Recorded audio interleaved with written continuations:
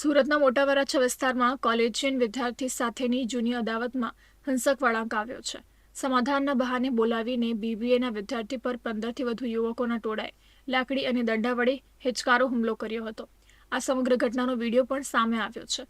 જોકે ઉત્તરાયણ પોલીસે રાયોટિંગનો ગુનો નોંધી ત્વરિત કાર્યવાહી કરીને ગણતરીના કલાકોમાં 11 આરોપીઓને ઝડપી પાડ્યા હતા અને ઘટના સ્થળે લઈ જઈને કાયદાનું ભાન કરાવ્યું હતું. આ હુમલાનો ભોગ બનનાર બીબીએ વિદ્યાર્થી પ્રીત પ્રદીપભાઈ ઘોઘારીને 15 દિવસ પહેલા રાહુલ ગોસ્વામી નામના યુવક સાથે માથાકૂટ થઈ હતી.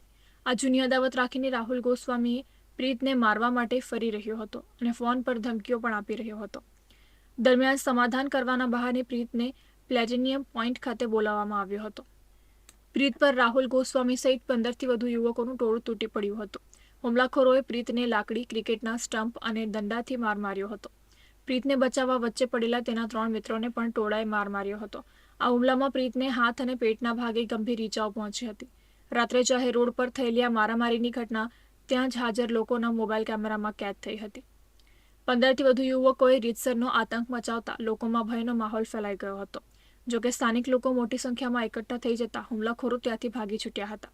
આ અંગે ભોગ બનનાર વિદ્યાર્થીએ ઉત્તરાયણ પોલીસ સ્ટેશનમાં 8ના નામજોગ સહિત 15થી વધુના ટોળા સામે ફરિયાદ નોંધાવી હતી. પોલીસે તાત્કાલિક રાયોટિંગનો ગુનો નોંધી તપાસ હાથ ધરી હતી અને ત્વરિત કાર્યવાહી કરીને 11 તોફાનીઓની ધરપકડ કરી હતી. તેમજ ઘટનાનું રિકન્સ્ટ્રક્શન કરીને તોફાનીઓએ કાયદાનું ભાન કરાવ્યું હતું.